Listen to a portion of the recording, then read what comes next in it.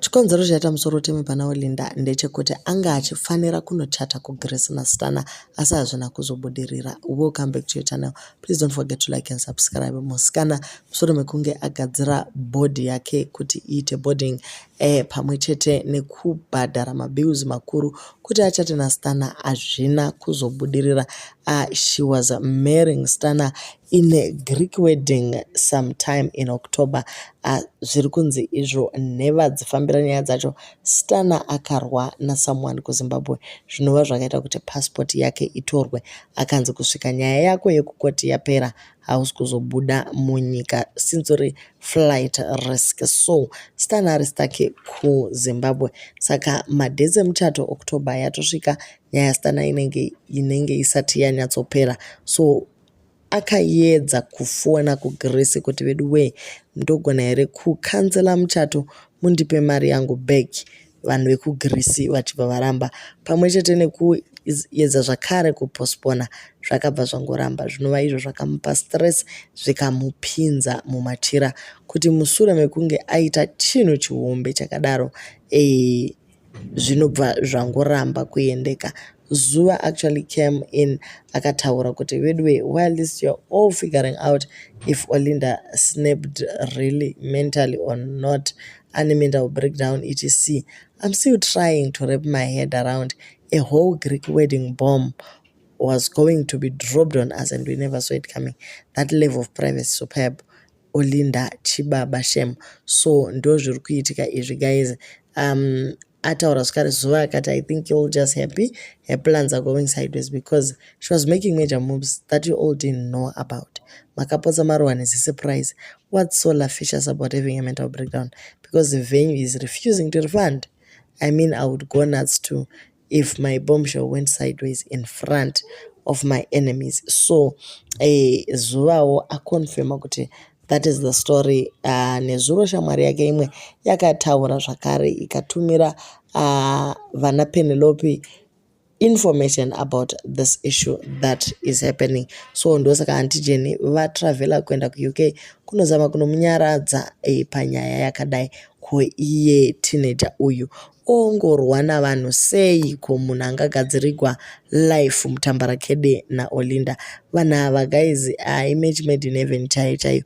Cupid's arrow yakabaya moyo waOlinda naStana ndokubatanidza kuita chinhu chimwe.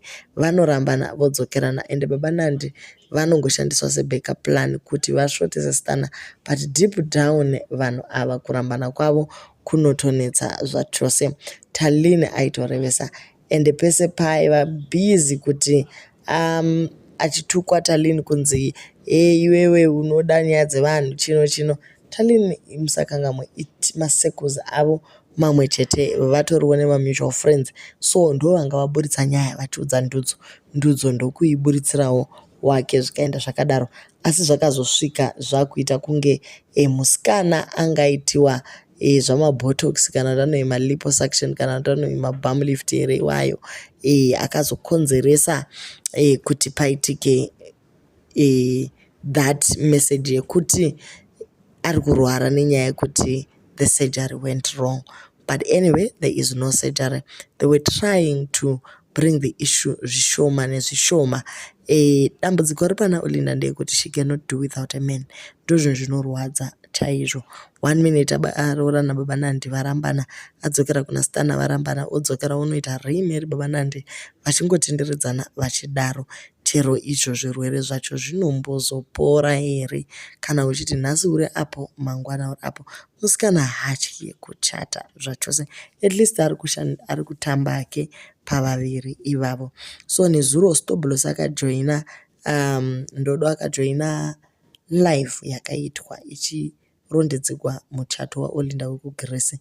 Asvika paya akabva angotuka munhu aiita live akati wedwe sister Olinda Chapeu or auntie venyika, she does a lot for people. Kana vachinge vachinda go through mental breakdown tisaswere tichizvispreada ipo pano pasocial media. Okay, so izvi zvingori confirmed because for the past 4 or 5 months Stana has been posting Olinda throughout. Pane imwe post yakanyora zvakati unoenderei out uine buffet padeni. before aposta nyaya iyi patombobuda zvakare ruma yekuti vakaenda kuDubai vese vachiposta same picture of same attractions but vasiri the same picture, vanhu vachibva vangobatanidza kuti Stana aienda kuDubai naOlinda, because the same picture that was posted by Olinda would also be posted by Stana, same picture same time. So vanhu vakapedzisira vangobatanidza kuti ndozviri kuitika. Zvinhu hazvina kuzombomira zvakanaka kwaNkomo kubva birthday raOlinda paya pakaenda Stana kuUK. So at this time angati kuti tichadaniwa here, asi in no time akazongotanga kungosenda kuti amai vevana achireva kuna Olinda. Chinonyatsa kurwadza ndechoti Titan anga atomborambana nemukadzi akatombogona kugara asina mukadzi wake akutoenderera mberi nelife, then all of a sudden someone comes in apologizana, you go back again to being together in no time. Madzoka zvakare mumastreets marambana muchingoita remeri, muchasvika riniko? Iye Titan akakurumidza kukanselawo muchato.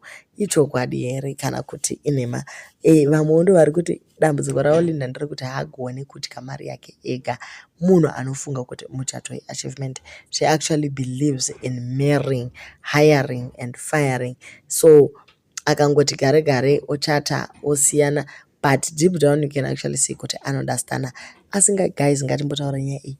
Kana tichinge tambondirambana tikanetsana tikatukana pasocial media pachibuda kuti avaiti mudora, avaiti murechino, apaiti murechino zvastana zvaingozikamwa kanditi zvakatombobuda madays ake etepuri yanapokelo, zvinhu zvinotongozikamwa. So kana muchinge mambotukana zvakadaro, how do you get to move forward and be forgiving more continue? Ina handizvi understand kuti kwai tinotukana pasocial media and then we just forgive each other, totoronga muchato zvakadaro. Vamwe vari kuti maZimbabweni mune nazvo zvinhu izvo zvinenemi. Kana ati handisi kurwara, haasi kurwara, muri kumunzwira tsitsi here kana kuti muri kutoda kuti anyatsopenga? Musadaro veduwe. But who are you to advise Olinda on what to do with the money? Kana makumuudzira zvokuita nelife yacho ichiri yake here. Everybody needs someone to belong to. Mari won't keep you warm at night, neither will it hold your hand in the park. Money can't buy everything. Asi pana Olinda iri kutenga Stana. Nyaya ingoripo guys ndeyekuti tete maishwa munhu mukuru, munhu mukuru. Kana zvisingaiti kuti varambe vari kwaNkomo, imi munoziva maproblems angaichitika ikoko, and she's been breadwinning for a very long time. Hatizivi kuna Stana achangokontinua achiita the same, but anyway, the money is hers, the decision is hers. She can choose munhu waanoda kugara naye at the time. maZimbabweans ngatikorega kupindira nyaya dzevanhu. To leave your comments on what you think, kuti bhomba iri taticharigona here kuti vaamaidziva.